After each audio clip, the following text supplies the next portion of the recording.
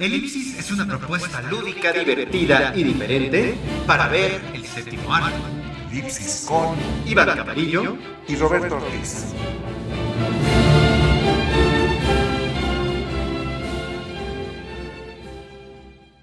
Les saluda Iván Camarillo en estas cápsulas que estamos haciendo para Elipsis Radio a través de nuestras casas en este confinamiento. Y bueno, pues que no falten las buenas recomendaciones, el buen cine, los buenos libros, la buena música. Y saludo a mi querido Roberto Ortiz. ¿Cómo estás, Robert?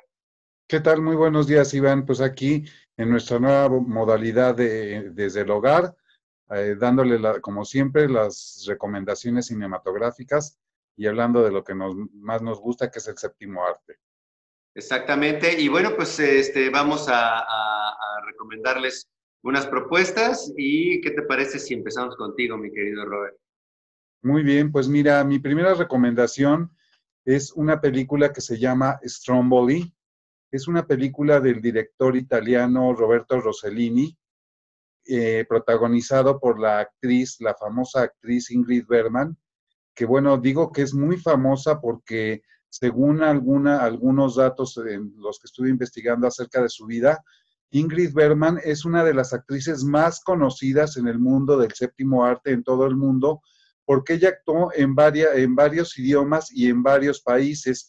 Ella, primero que nada, pues ella es de Estocolmo, Suecia, donde empezó su carrera cinematográfica en el teatro y en el cine, y de ahí partió a Alemania, donde empezó también su carrera cinematográfica y conoció ahí al ministro de propaganda de Hitler, Joseph Goebbels, que le pidió que hiciera allí una carrera porque pues estaba en la industria cinematográfica del nazismo imperante, estaba en todo su esplendor, pero ella no aceptó y se fue a Estados Unidos a hacer una segunda versión de Intermezzo que ya había hecho en su país natal, y aquí empezó su carrera cinematográfica en Hollywood con muchos éxitos y muy bien visto por el público, muy querida por el público. Pero resulta que ya pasados algunos años, ella ya casada con una hija, le pide al director Roberto Rossellini, que ya era también muy famoso en esta época, que la invite a hacer algunas películas o que le invite a hacer alguna película. Y ella en 1950 se va a hacer esta película de Stromboli, y en esa época en la que ella hace esta película, que es una película muy interesante, y tengo que decirlo que en este momento en que ella hace la película, ocurre un tórrido romance entre el director Rossellini y ella, y provoca un escándalo en la sociedad, porque pues ella era una mujer casada con una hija, y se involucra con este hombre que también además la embaraza, y tiene a su primer hijo, que es Roberto Rossellini, y después, bueno, ya se casan, pero pues ella se queda a vivir en Italia con Rossellini, y hace aparte de Stromboli, hace otras 5 películas con ella, pero debido al escándalo personal de ellos, las películas no tienen el éxito que ellos esperaban, y solamente hasta años después se revaloran todas estas películas que la Bergman hizo con Rossellini. Y bueno, no duró tanto este matrimonio porque fueron como 7 años, pero también de ahí está, como les decía, la también famosa actriz Isabella Rossellini, y que es además hermana gemela de Istvan, que es la hermana de ella, y que sale en una película con Ingrid Bergman en 1976 más o menos, una película que se llama Crónica de Tiempo, también con Liza Minnelli, y ahí sale por primera vez su hija Isabella Rossellini muy joven. Y bueno, ya la Bergman, ya una mujer mayor, pero tan famosa como desde el principio lo fue. Y bueno, esta película de Stromboli es de 1950, una película que habla sobre una mujer que es extranjera y llega a un pequeño pueblo costero, que es este pueblo costero de Stromboli, que está junto a un volcán, pero es una mujer que no está contenta con su vida, no le gusta la humildad con la que vive, y bueno, se la vive en una complejidad de su vida, porque está inconforme con esta humildad, esta forma tan primitiva de vivir, y tiene una escena de verdad que está de antología, porque es la casa de la pesca del atún, que bueno, para quienes no lo conocen, el atún no es un pez pequeño, es un pez bastante grande de más de 1,5 metros, y aquí se ve el rito de los pescadores cantando con las redes y jalando poco a poco las redes hasta que empiezan a salir estos peces que son de más de 1,5 metros, grandes, muy fuertes, y es una escena fuerte además porque conforme los van jalando, pues los van lastimando también con unos palos puntiagudos para poderlos jalar e introducirlos en el barco para pues tener una caza mayor. Entonces es una escena impresionante que seguramente es de antología, y esta película de Stromboli de 1950 es una de mis recomendaciones, que seguramente la van a encontrar en la Filmoteca de la UNAM o en alguna otra aplicación, porque sí es una película del neorrealismo italiano. Yo la vi ayer y la acababa de ver hace algún tiempo en el canal 22, que es de nuestros canales abiertos culturales. Una película muy recomendable, muy interesante, y que, bueno, ahí está esta recomendación para que la puedan disfrutar.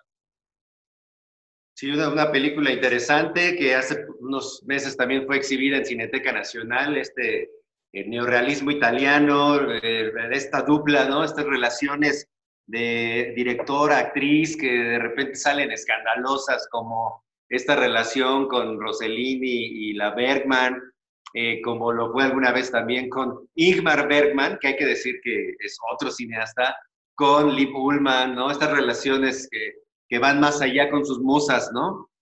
Y déjame comentarte, Iván, que precisamente un año antes de hacer esta película de Stromboli, ella hizo 3 películas con Hitchcock, la de Cuéntame tu vida, otra película que... La famosa Notorious, que aquí le pusieron Notorious, encadenado. exactamente, Notorious, y esta última que es Bajo el signo de Capricornio, con Joseph Cotten, y es una película que hace con Hitchcock, pero precisamente por el escándalo que hubo después de este rompimiento con el esposo y el tórrido romance con Rossellini, la película tiene poco público, y además el propio Hitchcock, que había hecho una productora para esta película, pues tiene que deshacer esta empresa que habían empezado por este tórrido romance, y es la última vez que trabaja con Hitchcock, que había hecho pues 3 películas muy importantes, ¿no? Sí, sí, sí. Sí, qué raro que sucedan esas cosas, ¿verdad? En el mundo cine. En el mundo del espectáculo, ya sabes que además, pues, sí. entre más escándalo, pues mejor para la comidilla de los tabloides del momento, ¿no? Exactamente, mi querido Robert. Oye, pues yo les voy a comentar una película que acabo de volver a revisitar, ya tenía años que no la veía, llamada Bullitt, de 1968. El director es Peter Yates. Y bueno, pues esta película debe de entenderse a sí misma desde la figura del protagonista, ¿no? Steve McQueen fue un precursor de este cine de acción, de tipos duros. Él mismo tuvo una vida pues, fascinante de película. Él tuvo una infancia difícil. Sus padres alcohólicos prácticamente lo abandonaron a su suerte desde muy temprana edad. Él tuvo una infancia con las malas amistades, las llamadas malas amistades que van y corrompen al individuo. Y en ese sentido, pues, se fue, formó su banda y atracaba tiendas, andaba en malos pasos, con drogas, alcohol, etcétera, hasta que a los 14 años, fíjate, a la temprana edad de los 14 años, lo encierran en un reformatorio y de ahí cambia su vida radicalmente, madura un poco, ve la vida diferente, se enfrasca completamente a lo contrario que es el ejército, se enfrasca en la marina, pasa unos años ahí viajando y regresa a Nueva York a hacer trabajos de todo tipo, desde en restaurantes, de camarero, en los hoteles, hasta que un amigo le propone, por su tipo de físico, por su rostro, entrar a clases de actuación, y toma clases y de ahí cambia su vida radicalmente. Es una figura muy compleja, Steve McQueen, muere muy joven, a los 50 años, a causa de cáncer, aquí en México, en Ciudad Juárez, ya completamente un poco retirado de la actuación, pero siempre fue, le apodaban, en inglés le decían The King of Cool, algo así como el rey del cool, de esta onda, precisamente por su fama de chico malo, por sus problemas que tuvo. Él era muy contradictorio, ¿no? Siempre como que con su primera esposa decía que había que ser fiel y muchas cosas y una sola pareja, pero por el otro lado, por debajo del agua, era un mujeriego empedernido. También decía que no a las drogas y no sé qué, y era muy conocido también por fumar marihuana, por consumir cocaína, etcétera. Entonces era una figura muy contradictoria y eso lo lleva a alimentarse de acción, de adrenalina. Él era un hombre que hacía sus escenas también de acción y por eso les digo en esta introducción que no habría manera de entender su cine y esta película si no es por la misma figura.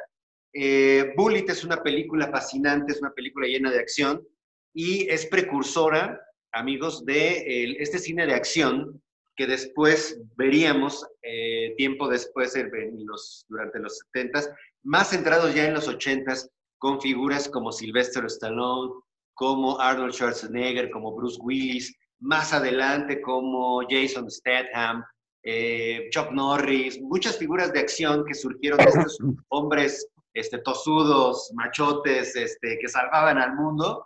Bueno, pues Steve McQueen fue precursor de todo este tipo de cine y precisamente Bullitt es una película policíaca, es un thriller el thriller es fascinante, es una historia de un protegido de la policía de San Francisco que va a declarar contra la mafia y lo tienen que resguardar en un hotel y pues el Steve McQueen, su personaje Frank Bullitt, es el teniente a cargo de protegerlo. Por azares del destino todo se sale de control y pues la mafia quiere cazar a este tipo que va a hablar, que va a delatarlos y esa es la premisa de la película, pero la película tiene pericia por todos lados, es una película desde el principio, los créditos, la música muy jazzística de Lalo Schifrin, muy de moda en esa época, los cortes de la edición, todo esto va subiendo de intensidad hasta culminar en una escena mítica en las calles de San Francisco, que también fue precursora en su tipo, es una escena real, o sea, no había efectos digitales, es película de dobles de riesgo en persecución, y los protagonistas no son ni más que dos coches, un Ford Mustang GT 390 contra un Dodge Charger RT negro. Hay una persecución en las calles de San Francisco, reales, adrenalínicas, que es de antología, amigos, y ha quedado para el recuerdo y en los andares de la historia del cine como una de las mejores secuencias de acción de todos los tiempos. Y bueno, pues una interesante, gran película. Esta está en YouTube, la pueden rentar en YouTube y es de 1968. Yo la voy a enseñar aquí, a presumirlas, porque la tengo física. Y pues es una gran película, Bullitt, Steve McQueen. Y en ese sentido también, pues cáiganle y busquen también otras figuras de Steve McQueen, como La Huida, Los Siete Magníficos, Papillón, el caso Thomas Crown, la primera versión con Faye Dunaway, y la famosísima Infierno en la Torre, que protagoniza con Paul Newman y una playa de grandes actores de la época de estas películas de catástrofe que hemos hablado, mi querido Robert. Así es, pues me hace recordar precisamente, me acuerdo mucho de esta película de Infierno en la Torre porque es de las primeras películas que se hacen de catástrofe sobre un incendio que se hace en una torre impresionante que no pueden llegar los bomberos hasta arriba y bueno, uno de los jefes de bomberos es Steve McQueen con Paul Newman. Tiene un reparto impresionante de la película, incluso ahí sale Fred Astaire en una de sus últimas interpretaciones. Sí. Es fabulosa, la historia es súper entretenida y también muy recomendable. Y por supuesto La Huida, en la que sale con Ali McGraw, esta artista con la que tuvo un tórrido romance, Steve McQueen, y que además, ella fue muy famosa a partir de esta película de historia de amor con Ryan O'Neal, y bueno, ya ella ya tenía una trayectoria también, y tuvieron ahí un romance muy, muy interesante, ¿no? Oye, y también hay que decir, como dato curioso, y regresando a los affairs que estábamos comentando, Ali McGraw estaba casada en ese entonces con Robert Towne, ni más ni menos que un productor ejecutivo de la Paramount, creador de Chinatown y otras grandes superproducciones.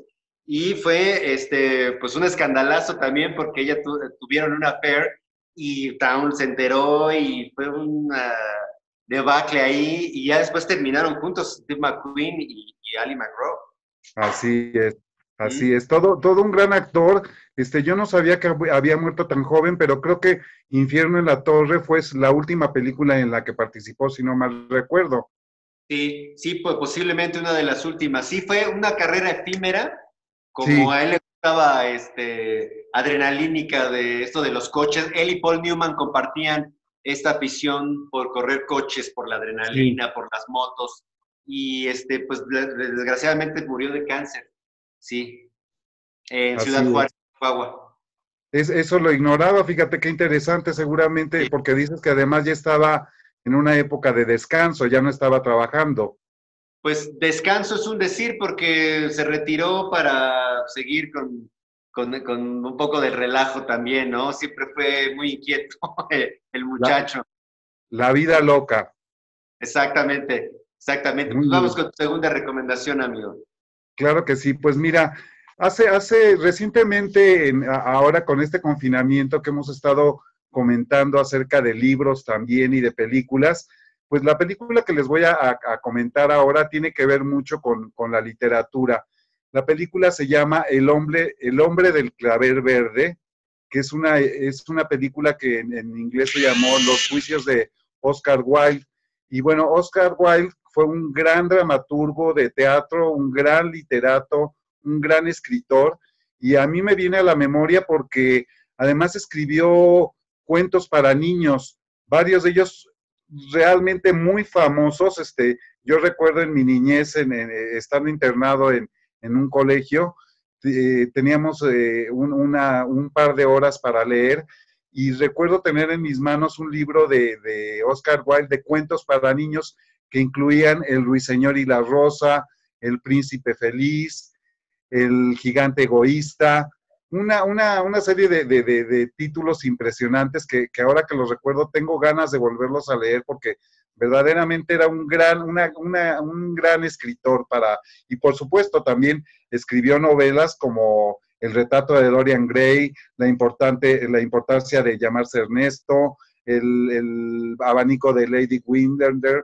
Entonces realmente era un gran artista, pero que en su época sufrió un juicio terrible porque él tenía también la afición ya siendo muy famoso y ya estando en la cumbre de su carrera, tenía afición por los jóvenes guapos y bellos de la época, y bueno, pues se trataba de congraciar con ellos, y el padre de uno de ellos, con el que mantenía una relación, le levanta un juicio, y en este juicio pues está súper interesante. Es de 1960 la película, pero da una mirada que yo diría que es muy objetiva, porque tiene unos diálogos muy interesantes que seguramente sacan de cómo fue el juicio, porque estos eran juicios orales en el siglo XIX, finales del siglo XIX se practicaban los juicios orales en Mason y otros grandes actores, todos ingleses, una gran producción de 1960, y bueno, también se sufre, él no huye como muchos de sus amigos le decían. La propia actriz famosa Sarah Bernhardt y otros amigos de él le piden que huya para que no le hagan este juicio, pero él se enfrenta al juicio y bueno, desafortunadamente para él pierde la cárcel, los varios años que estuvo en la cárcel. Después de ahí se va a vivir a París, que es donde él precisamente muere, porque ya de hecho sus restos no regresan a Inglaterra. Yo tuve la oportunidad de conocer su tumba en el famoso Panteón de Père Lachaise, que es donde está también Jim Morrison y otros grandes actores, directores, cantantes, todos los grandes famosos. Y es una hermosa tumba que tiene Oscar Wilde ahí con la efigie de una esfinge, muy bonita su tumba, y se ve que muy recordado por mucha de la gente que bueno, que reconoce su talento independientemente de este juicio que fue terrible, porque también sufrió humillaciones y vejaciones de parte de tanto. Su obra quedó vigente y se volvió a revalorar, de hecho, y todavía hoy en día sigue estando vigente, y hay varias películas más acerca de su vida o acerca de sus obras que están en boga, ¿no? Entonces, esta es mi recomendación de 1960 de Ken Hughes, El hombre del clavel verde. Ok, bueno, pues perfecto. Y yo voy a recomendarles, para cerrar, un documental que está en Netflix ahorita, que se llama La Guerra de Vietnam, una película de Ken Burns. Hay que recordar que Ken Burns es un documentalista, cineasta e historiador que ha llevado otras grandes producciones, más que nada en el sentido de propuestas para televisión, como documentales sobre jazz, sobre enfermedades, sobre guerras, la Segunda Guerra Mundial, etcétera. Y bueno, pues esta de la Guerra de Vietnam es del 2017, una penosa intervención estadounidense en un conflicto meramente local que pues desembocó en miles de muertes de jóvenes, y no solamente estadounidenses, sino miles de jóvenes vietnamitas también, familias destruidas por esta guerra, una guerra incomprendida, completamente política, 100% de intereses. Y bueno, pues un acercamiento interesante que hace este cineasta en esta serie documental de 10 episodios, narradas por el gran actor Peter Coyote, con una gran voz, narradas muy elocuentemente. Y bueno, pues es un metraje de muchas horas, son 17 horas en total lo que dura estos 10 capítulos, son alrededor más de casi hora y media cada uno, se disfrutan muchísimo y pues van navegando, te explican todo perfectamente por qué fue la guerra desde los inicios del siglo XX, perdón, desde el siglo XIX, con estas cuestiones de los territorios que poseían también muchos franceses en Vietnam, los líderes, los involucrados, ahora sí que los actores de esta puesta en escena dramática, ¿no? Todos los presidentes que pasaron por ahí, Lyndon, John F. Kennedy, Nixon, y es lo más importante y lo más conmovedor, testimonios reales de veteranos, de ex-marines, de ex-paracaidistas que estuvieron ahí en el conflicto, hablándole a la cámara, conmoviéndose, acordándose de cosas que pasaron ahí, experiencias terribles y traumáticas que no nos podíamos ni siquiera imaginar al ver siquiera una película de este tipo, confesiones reales a la cámara, y un documental que se va como agua a pesar de la duración que les comento. Tiene un ritmo extraordinario, tiene una música de fondo extraordinaria, eso es de colofón también de la época, de los rock de los años 60, imagínense. Y bueno, pues un documento histórico muy, muy, muy valioso para entender un capítulo oscurísimo de la historia de la humanidad, la Guerra de Vietnam del 2017. Está en Netflix, y pues realmente no se la pueden perder. Muy, muy interesante, catastrófica, cómica también, y muy, muy, muy inquietante. Y bueno, pues véanla, no se la pierdan. Y pues no me queda más que despedirnos, mi querido Robert. Espero que estés bien, que sigan todos en casa. Muchas gracias también a nuestro querido Germán Olivares, que nos produce desde su hogar.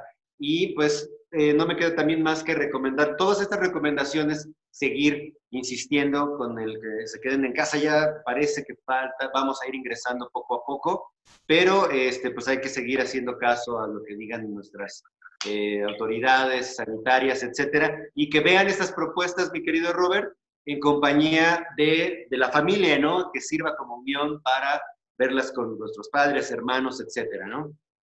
Sí, antes de terminar este programa, quiero mandar un saludo muy afectuoso a una amiga común que es Janet Ponce de León, que se ha vuelto una gran cinéfila y una gran crítica de cine. Aprovechando este confinamiento, ha estado viendo muchas de las películas que les hemos recomendado, tanto en redes sociales como también aquí en nuestro programa de Elipsis. Un saludo muy cariñoso, porque de verdad estamos muy asombrados por todo el esfuerzo y toda la dedicación y disciplina que le ha dedicado al amor del séptimo arte. Un saludo, Janet, y qué bueno que te gusten nuestras recomendaciones. Y ya saben, amigos, pues no dejen de ver cine, porque es lo que estamos disfrutando en estos momentos, y seguimos con más recomendaciones para la próxima semana. Exacto, pues un saludo también a nuestra querida Janet Ponce de León. Y bueno, pues nos escuchamos y nos vemos la próxima semana. Les mandamos un abrazo, que síganse quedando en casa y nos vemos pronto. Gracias a los colaboradores, empresarias y empresarios que están haciendo lo imposible para garantizar que sigamos contando con alimentos, servicios de telecomunicaciones, financieros y todo lo que es necesario para nuestro bienestar. Unidos somos mejores. El bienestar de todos es nuestra empresa. Voz de las empresas. Consejo de la Comunicación.